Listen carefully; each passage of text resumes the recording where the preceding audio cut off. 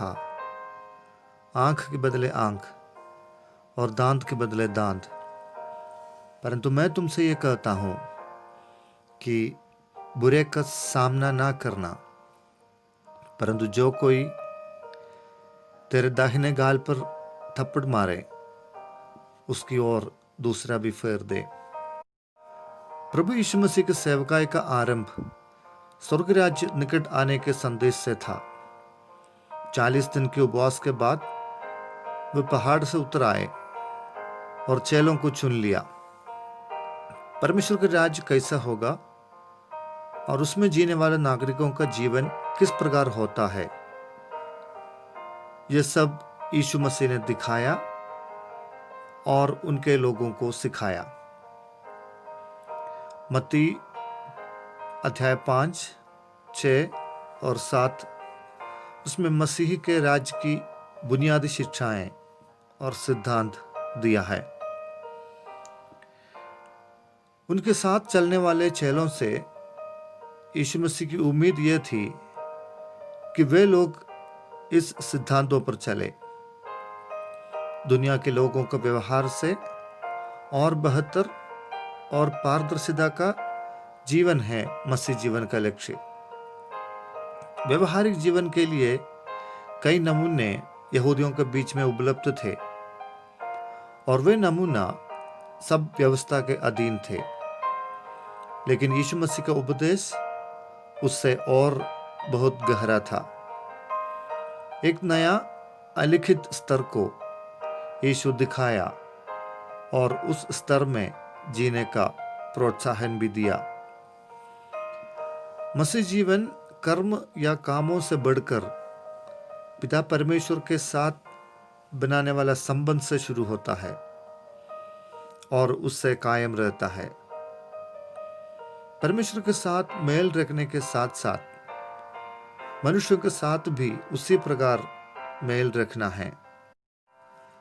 अधर्म भरे हुए संसार में हमारा व्यवहार कैसा होना है, कुछ उदाहरण यीशु मसीह बताते हैं। आंख के बदले आंख, दांत के बदले दांत, यह था व्यवस्था सिखाने वाला पाठ। किसी को किसी से नुकसान होता है तो तुल्य या बराबर का हिसाब था वो। दांत तोड़ा है तो सामने वाले को भी ऐसे बराबर नुकसान पहुंचाना है। लेकिन यीशु ने क्या सिखाया? तुम बुरे का सामना ना करना। इस्राएल में किसी को थप्पड़ मारना बहुत निंदनीय अपराध है। मार खाने वाले को समाज में निंदनीय समझता था। यीशु मसीह बताते हैं, अगर आप स्वर्ग राज्य के नागरिक हैं तो कोई आपको एक गाल पर मारे तो उसको दूसरा भी दिखाना ताकि वो उसमें भी मारे। आपको निंदा किया जा रहा है तो जितना नियत रूप से होता है उससे अधिक सहने के लिए यह सहन का मार्ग है। बदला लेने की या बराबर और ज्यादा नुकसान दूसरों को देने वाला मार्ग नहीं, बल्कि सब कष्टों को मसीह के नाम से सहने का और अपने ऊपर लेने का मार्ग है। ऐसी मनोभावना कौन रख सकता है?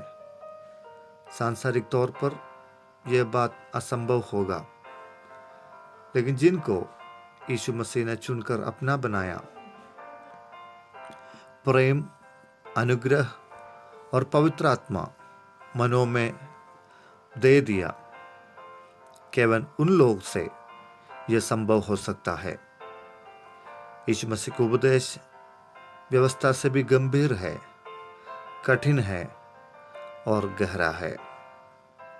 इन उपदेशों को समझने और पालन करने के लिए परमेश्वर हमको सहायता करने पाए।